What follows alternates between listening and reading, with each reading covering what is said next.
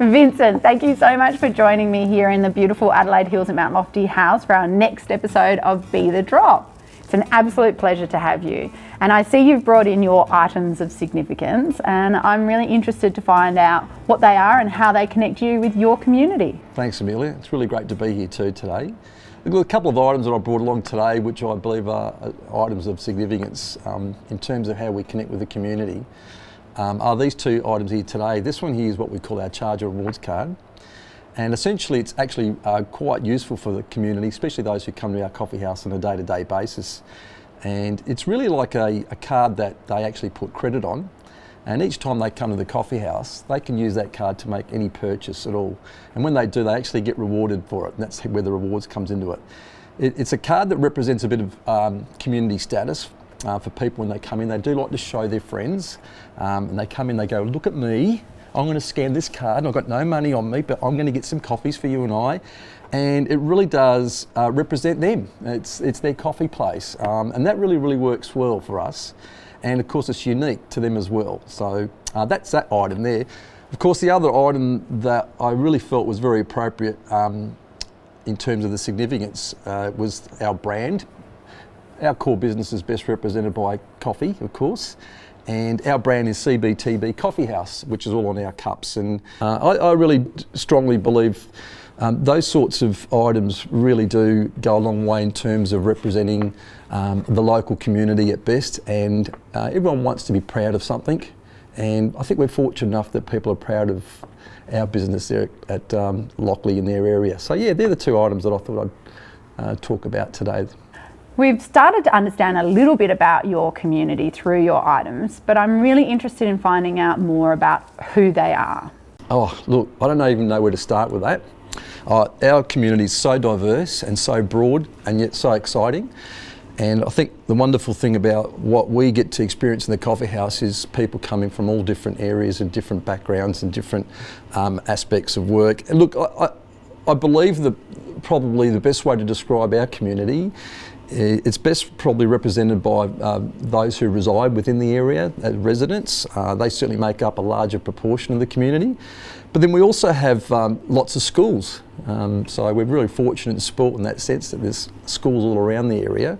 And also we seem to have a lot of emergency services locations like the paramedics, the Federal Police, which are just around the corner from us at the airport, and also just your normal uniform police stations, fire brigade. They represent also the community in our area, and the small businesses as well that employ lots of staff, and they are there basically throughout the week. I consider them as part of the community also.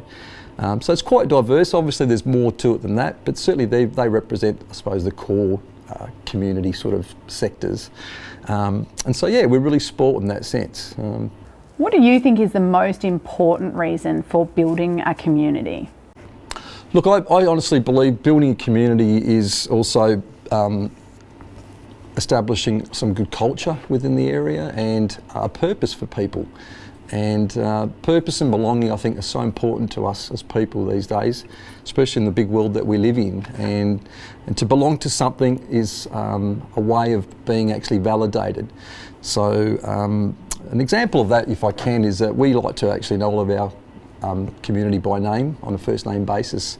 Not too many people get called by their first name wherever they go, but in our area we do like to personalise the service, and we do like to acknowledge our community. When people hear their name, it means so much to them, and it sort of validates that they are here and not just someone or one person in a big world. Well, thank you so much for joining me, Vincent. It's been an absolute pleasure. And in conclusion, I'd really appreciate if you could share with us Vincent's Be The Drop tip. So that's your top tip for communicating to connect. I think there's a real desire for people in this world to want to be identifiable. It's a big world, I said that earlier, and I think a lot of the despair that people have on their faces these days can be connected with feeling a little bit lonely and a little bit lost, and if I wasn't here tomorrow, would anyone really know? I've always been very intrigued in how we actually process that as people. When you're out somewhere away from your area and you say, my name's Vincent, people might look at you and go, well, what's that mean and who's that? are we meant to know who you are? When you refer to, I come from Glenelg or western suburbs of Adelaide or Lockleys or the Kooyonga Golf Club, which is around the corner, people identify with that. And so when they identify with that, you feel like that you are now identified as well. I couldn't agree more. Like, it's so important. Give people a sense of purpose. Absolutely. Make them feel identified. You know, it's just part of something greater. Yeah. That's great. Thank you so much for your time, Vincent. My pleasure. Thank you so much for your time.